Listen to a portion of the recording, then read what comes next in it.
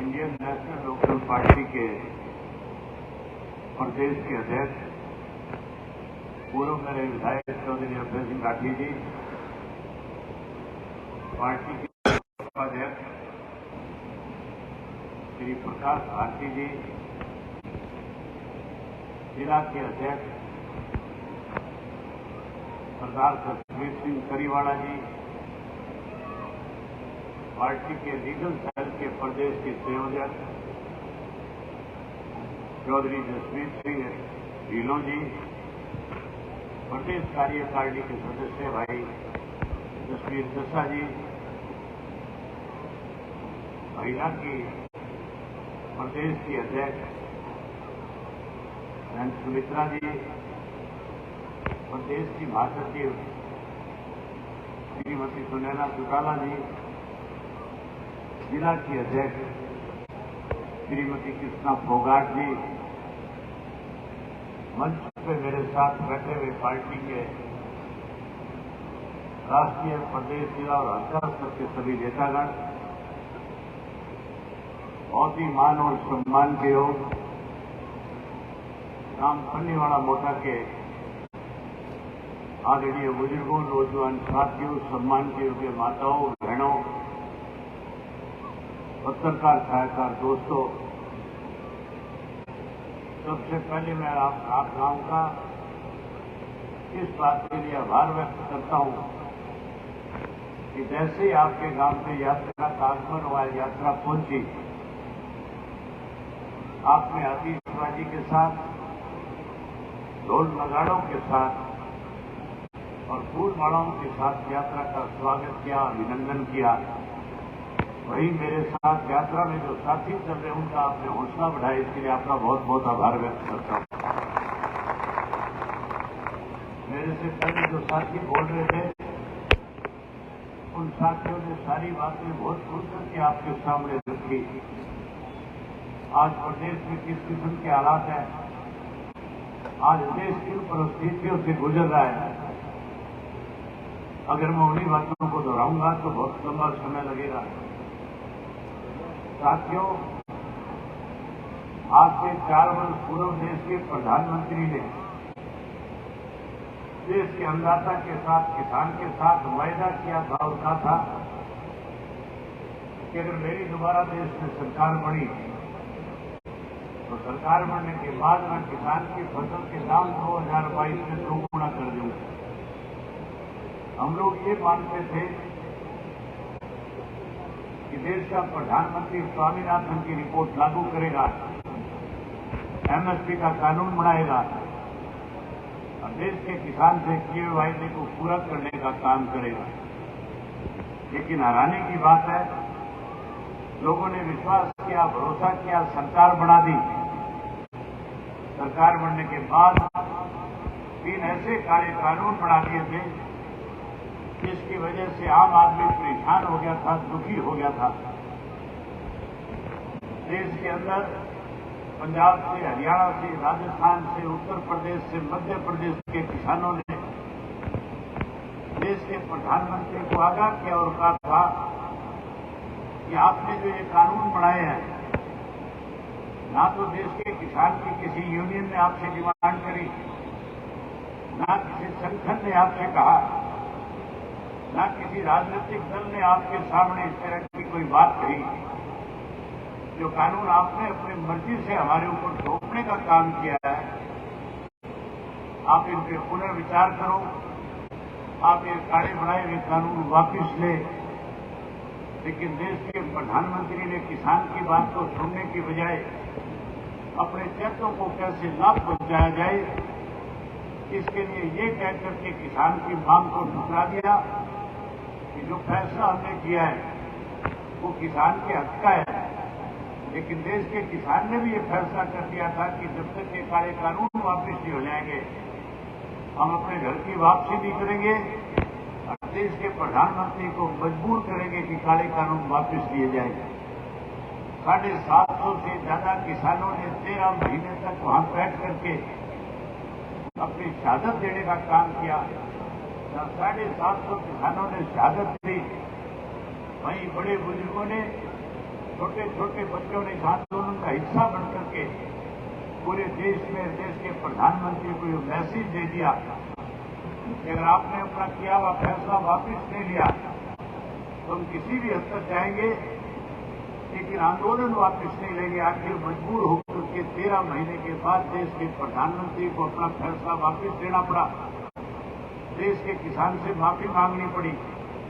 वहीं उसके साथ साथ ये कह करके कि एमएसपी के गारंटी का कानून बनाऊंगा। आज भी हमारी फसलों के दाम इसलिए हमें कम मिलते हैं कि एमएसपी का गारंटी का कानून नहीं है। इसकी वजह से आज भी किसान की फसल के दाम कम हैं। जहां साथियों किसान की फसल के दाम इस सरकार ने कम कर दिए, वहीं उसके साथ साथ महंगाई बढ़ा दी, भ्रष्टाचार बढ़ा दिया, कानून व्यवस्था खत्म कर दी, पढ़े लिखे नौजवान का रोजगार छीन लिया। जहां रोजगार छीन लिया, बेरोजगार कर दिए। वहीं हरियाणा प्रदेश में खास करके हमारा जो सरसा जिला था, इस सरसा जिला में अमन चैन था, ना कोई नशा था, ना कोई अपराध था। लेकिन इस बीजेपी की सरकार बनने के बाद नशा बढ़ा, अपराध बढ़े। वही चुनी हुई पंचायतें जो है, सरपंच जो हैं, उन सरपंचों को सरकार ने कहा तो ये था कि हम आपको ज्यादा अधिकार देंगे, ज्यादा पैसा देंगे, गांव का ज्यादा विकास कराएंगे। लेकिन जहां अधिकार की बात थी, अधिकार देने की बजाय उन पर अंकुश लगाने का काम किया। जहां अंकुश लगाया अधिकार मांगने के लिए सरपंच चंडीगढ़ में इकट्ठा हुए, मुख्यमंत्री से मिलने का समय मांग रहे थे। मुख्यमंत्री ने उनकी बात सुनने की बजाय उनके ऊपर लाठीचार्ज कराया और लाठीचार्ज के साथ साथ मुकदमे दर्ज करके चोर और बेईमान कहकर के सरपंचों को अपमानित करने का काम किया। आज इसलिए सारे सरपंच भी लामबंद होकर के सरकार के खिलाफ एक आंदोलन चला रहे हैं, लड़ाई लड़ रहे हैं। जहां साथियों सरपंच आज सरकार के खिलाफ लामबंद है, कई किसान भी, मजदूर भी, व्यापारी भी, कर्मचारी भी, हर वर्ग के लोग आज इस सरकार से दुखी और परेशान होकर के इस सरकार को बदलना चाहते हैं। इसीलिए चौधरी ओम प्रकाश चौटाला जी ने ये परिवर्तन यात्रा शुरू करी। 24 फरवरी को जब यात्रा शुरू कर रहे थे, हजारों लोग मेवात के सिंगार गांव में इकट्ठा थे। चौधरी ओम प्रकाश चौटाला जी ने खुल करके कहा था कि लोगों के बीच में जाना, सरकार की बेजायियों के बारे में खुल करके जिक्र करना, वहीं सरकार ने जो घोटाले और घपले किए उनके बारे में भी चर्चा करना, और लोगों से पूछ करके आना, जानकारी लेकर के आना कि 3.5 वर्ष में जब से भाजपा जनता की सरकार बनी है, इस सरकार बनने के बाद कोई ऐसा काम एक भी किसी गांव में हुआ हो जिससे गांव के लोगों को कोई लाभ मिला हो। एक राज चौधरी ओम प्रकाश चौटाला जी का हुआ करता था। आपको याद होगा सन 2000 में चौधरी ओम प्रकाश चौटाला जब हरियाणा प्रदेश के मुख्यमंत्री थे, मैं आपके इस इलाके का प्रतिनिधित्व करता था। मैं रोडी से विधायक था। उस वक्त में जब भी हम गांव में आया करते थे, गांव की तरफ से कोई 10, 12, 15 साल की उम्र का बच्चा खड़ा होकर के अगर कह देता था कि हमारे गांव में फलानी आज दिक्कत और कठिनाई है, उसी वक्त उन बच्चों की बात को भी सरकार की तरफ से मान करके तवज्जो दी जाती थी और साथ के साथ जो मांग गांव की तरफ से रखी जाती थी, सरसा पहुंचने से पहले उन मांगों को पूरा कर दिया जाता था और साथ के साथ काम शुरू करा दिए जाते थे। आज 3.5 साल में इस तरह के हालात हैं कि किसी गांव के अंदर कोई छोटा मोटा काम नहीं हुआ। आज लोग परेशान हैं। आज गांव में पीने के पानी की दिक्कत है। आज गांव में स्कूलों में मास्टरों की दिक्कत है। आज गांव में कहीं कोई डिस्पेंसरी है, कहीं कोई पीएचसी और सीएचसी अगर बनी हुई है, वहाँ डॉक्टरों की कमी है। कहीं डॉक्टर तो स्टाफ नहीं है, दवाई नहीं है, बच्चों के खेल के मैदान नहीं है। आज तो चौधरी ओम प्रकाश चौटाला जी के वक्त में बड़ी हुई सड़कें थी, उनकी हालत जर्जर हो चुकी है। सरकार की तरफ से कहीं कोई ध्यान नहीं दिया जा रहा। आज लोग परेशान हैं, लोग इसलिए सरकार को बदलना चाहते हैं। वहीं मैं आप लोगों से भी जानने के लिए आया हूँ। मैं परिवर्तन यात्रा आज आपके गांव में पहुंची, मैं आपने स्वागत किया। वहीं मैं आपसे पूछना चाहता हूँ कि क्या आप भी इस परिवर्तन में अपनी बड़ी भूमिका निभाना चाहते हो? क्या आप भी परिवर्तन करना चाहते हो? आप परिवर्तन करना चाहते हो कि नहीं चाहते हो? चाहते हो कि परिवर्तन आए? ये जो आज आपकी भीड़ है, जिस तरह से आज आप इतनी बड़ी संख्या में इकट्ठा हुए हैं, मैं वरिष्ठ के साथियों से एक बात कहना चाहूंगा। एक बार आप अपना कैमरा इन सब के तरफ घुमा करके दिखाओ कि किस तरह से आज पन्नीवाड़ा मोटा गांव के लोग जो है आज इस परिवर्तन को समर्थन दे रहे हैं, किस तरह से आज इस सरकार से दुखी और परेशान है। आने वाले समय में जब चुनाव होगा, जैसे पहले यहाँ के लोगों ने इंडियन नेशनल लोकदल पार्टी के प्रति अपनी श्रद्धा अर्पित करी थी, जैसे पहले इंडियन नेशनल लोकदल पार्टी को ताकत दी थी, मैं उम्मीद और भरोसा करूंगा कि अब जब भी लोकसभा का चुनाव आएगा, इसको भी हम पार्लियामेंट करके भेजेंगे। ये सरसा जिला के 500 के 500 सीट जो है बड़े बहुमत के साथ हमारे उम्मीदवार को जिता करके भेजने का काम करेगी। क्या लोकसभा जिताएगी, वही विधानसभा के अंदर भी पार्टी की तरफ से जिसे उम्मीदवार बना करके दिया जाएगा, लोग उसको भी बड़े भारी बहुमत के साथ जिता करके हरियाणा प्रदेश में फिर से इंडियन नेशनल लोकदल पार्टी का राज बनाने के लिए अपनी तरफ से इंडियन नेशनल लोकदल पार्टी को ताकत देने का काम करेगी।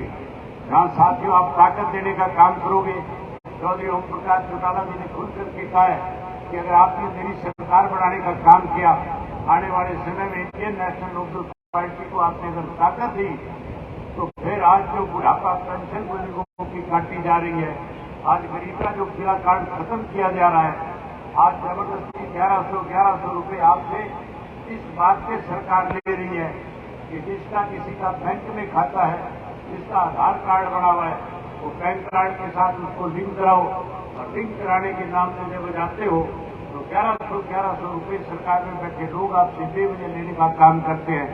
चौटाला साहब ने कहा कि अगर आपने मेरी सरकार बना दी, इंडियन नेशनल लोकदल पार्टी को सत्ता में ले आए, तो सत्ता में आने के बाद सबसे पहले आपसे दिए गए 1100 रुपये जो है वो आपके खाते में वापिस कराऊंगा।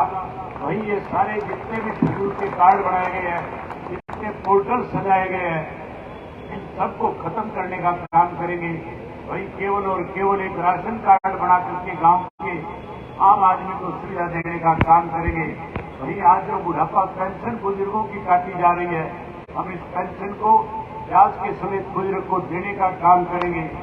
ब्याज पेंशन के समेत आपको देंगे, वही उसके साथ साथ हर बुजुर्ग की पेंशन नहीं बढ़ाने का काम करेंगे। 100 रुपये द्वारी चौधरी देवीलाल की दी हुई पेंशन को 7500 रुपया प्रति महीने के हिसाब से बुजुर्गों को मान सम्मान के रूप में देंगे। वही उसके साथ साथ पहले भी चौटाला साहब जो मुख्यमंत्री थे, आपके इस इलाके के अंदर नौकरियों की कोई कमी नहीं थी। मुझे अच्छी तरह से याद है, जब गांव में आए थे, गांव की तरफ से मांग की गई थी कि हमारे यहाँ कोई ऐसा कारखाना लगे जिससे बच्चों को रोजगार मिले, किसान के खेत की उपज बढ़े, किसान को ताकत मिले। चौधरी ओम प्रकाश चौटाला ने बिना देरी किए हुए आपके यहाँ शुगर मिल मंजूर करने का काम किया था और शुगर मिल बनाने का काम किया था। जहाँ हमारे यहाँ के गाँव के बच्चों को रोजगार और नौकरी मिली थी, तो इलाके में इस बात को लेकर के खुशहाली थी कि आने वाले समय में हमारे इलाके में कमाल की खेती होगी, गन्ने की खेती होगी, जिससे किसान को लाभ मिलेगा। लेकिन साथियों, कांग्रेस उस बात को बचा नहीं पाई। जैसे ही कांग्रेस का राज बना, यहाँ से मील उखाड़ करके ले जाने का काम किया। आप निश्चित रहो, फिर से आप सरकार बनाने का काम करो, या फिर एक ऐसा कारखाना स्थापित करके दूंगा जिसकी वजह से न केवल रोजगार मिलेगा, बल्कि इलाके के किसान को खुशहाली मिलेगी। इलाके के किसान की फसल के दाम ज्यादा मिलेंगे, जहाँ लोगों को रोजगार मिलेगा, जहाँ लोगों को नौकरी मिलेगी, वहाँ किसान वही उसके साथ साथ हमने जहाँ आपके यहाँ शुगर मिल बनाई, उसके साथ साथ इंजीनियरिंग कॉलेज भी बना करके दिया था। जहाँ हमारी शिक्षा की बहुत कमी हुआ करती थी, आज हमारे अकेले पन्नीवाड़ा मोटा गांव से 200 से ज्यादा बच्चे आज इंजीनियर बन चुके हैं। हमारी सोच है आने वाले समय में फिर से एजुकेशन का हब हमारा ये इलाका बने, इसके लिए और नए इंस्टीट्यूट स्थापित करने का काम करेंगे। नए इंस्टीट्यूट बना करके हमारे बच्चों को रोजगार और नौकरी दिलाने का काम करेंगे। नौकरी की पहले भी कोई कमी नहीं थी। मेरे ख्याल पन्नीवाड़ा मोटा गांव एक अकेला गांव ऐसा होगा जहाँ से कम भी 400 से ज्यादा पढ़े लिखे नौजवानों को रोजगार और नौकरी मिली होगी। इतनी नौकरी मिली थी कि नहीं मिली थी? 400 से ज्यादा मिली थी। अब 18 साल हो गए, 10 साल कांग्रेस का राज रहा और 8.5 साल से बीजेपी जेजेपी चौधरी रणजीत सिंह का राज है। अब 18 साल में कितने बच्चों को रोजगार नौकरी मिली है? मेरे ख्याल कोई नौकरी नहीं देगी। आप निश्चित रहना, अब जो नई पीढ़ी के बच्चे पढ़े लिखे हैं, मैं उनसे विशेष रूप से कहना चाहूंगा कि आप एकजुट होकर के नए सिरे से फिर से इंडियन नेशनल लोकदल पार्टी की ताकत बढ़ो, सत्ता में लेकर के आओ पार्टी को। हम हर घर से एक पढ़े लिखे नौजवान को रोजगार और नौकरी देने का काम करेंगे। हर घर से एक पढ़े लिखे को रोजगार और नौकरी देंगे, वही उसके साथ साथ जो बेरोजगार रह जाएगा उसे मायूस भी होने देंगे। उसको भी 21,000 रुपया बेरोजगारी भत्ता देकर के उसका मान सम्मान बढ़ाने का काम करेंगे। या उसको 21,000 देंगे। नरेंद्र मोदी कहता था इन माताओं और बहनों से, वायदा करते थे भाजपा के लोग, कहते थे कि हम गैस का सिलेंडर, गैस का चूल्हा घर घर में मुफ्त में देने का काम करेंगे। लेकिन चौधरी ओम प्रकाश चौटाला जब मुख्यमंत्री थे, गैस के सिलेंडर की कीमत 275 रुपया हुआ करती थी। कांग्रेस का राज बनने के बाद उसी गैस के सिलेंडर की कीमत 400 पार कर गई थी। सिर्फ 400 से ज्यादा रेट हुए थे। भाजपा वाले नाक में गैस का सिलेंडर दबा करके जगह जगह मुजाहरे किया करते थे, प्रदर्शन करते थे कि कांग्रेस के राज में महंगाई बढ़ती जा रही है। लेकिन उसी भारतीय जनता पार्टी ने आज उस गैस के सिलेंडर की कीमत 1200 से पार कराने का काम किया है। भाजपा तो आपको मुफ्त में सिलेंडर नहीं दे पाई थी। आप सत्ता का परिवर्तन करो। आप जैसे ही परिवर्तन लेकर के आओगे, आपके हर घर में हर महीने एक गैस का सिलेंडर सरकार की तरफ से मुफ्त में देने का काम करेंगे। यहाँ हर महीने एक गैस का सिलेंडर आपको मुफ्त में देंगे। तो 1100 रुपया नून मिर्च का भी साथ में दूंगा, ताकि उसके पैसे भी आपको किसी से मांगने ना पड़े। मेरा मन बहुत था कि मैं आपके साथ बहुत ज्यादा देर बात करके जाऊं, लेकिन मजबूरी आप भी बहुत लंबे समय से बैठे हो, इसलिए आखिरी एक बात आपसे कहकर के याद रहना चाहूंगा। मैं उम्मीद करूंगा कि मेरी उस आखिरी बात के ऊपर आप मोहर लगाने का काम करोगे। आज के बाद जब भी सुबह सवेरे उठो, अपने बड़े बुजुर्गों को राम राम करो, अपने बड़े बुजुर्गों को मान सम्मान दो। तो साथियों, परिवर्तन के लिए कोई ज्यादा लंबा चौड़ा दौड़ लगाने की जरूरत नहीं है। इस परिवर्तन के लिए कोई लंबा चौड़ा आंदोलन करने की जरूरत नहीं है। इसके लिए कोई संघर्ष करने की जरूरत नहीं है। जब एक दूसरे को मिलो तो एक दूसरे से मिलते ही सबसे पहले जहां राम राम करो, तो ये कहना शुरू कर दो साथ में कि परिवर्तन करो। क्या कहना शुरू करोगे? परिवर्तन करो। थोड़ा दम लगा के बोलो, आज तुम्हारी इस जन। फिर एक बारी मेरे साथ बोलो कि परिवर्तन करो। परिवर्तन करो। और जब कोई मिल जाए कांग्रेस वाला, कोई मिल जाए बीजेपी वाला और कोई मिल जाए चौधरी रणजीत सिंह वाला, तो उसको 3 बारी कम से कम करो परिवर्तन करो, परिवर्तन करो। इनमें 20-30 बार मिले, हर बार मिलते ही एक ही बात कहो कि परिवर्तन करो, परिवर्तन करो, परिवर्तन करो। तब 100 दफा उसके कान में ये बात जाएगी।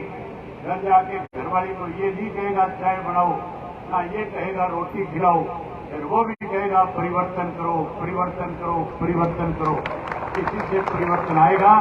मैं उम्मीद करूंगा कि आज के बाद हर बड़ा बुजुर्ग, हर नौजवान, हर माता और बहन जब एक दूसरे से बात करेगी, हर हालत में कहेगी परिवर्तन करो। यही बात आपसे कहने का न्याय था। आपने मेरी बात सुनी। आप सबका बहुत धन्यवाद। और विशेष रूप से इस बात के लिए आपका आभार व्यक्त करता हूं कि आज यात्रा का खराब भी आपने अपने गांव के अंदर रखा है। आपने भोजन की व्यवस्था उनकी करी है, वही रात्रि खावा आपने अपने गांव में सामूहिक रूप से रखा है। इसके लिए भी आपका बहुत बहुत आभार व्यक्त करता हूं।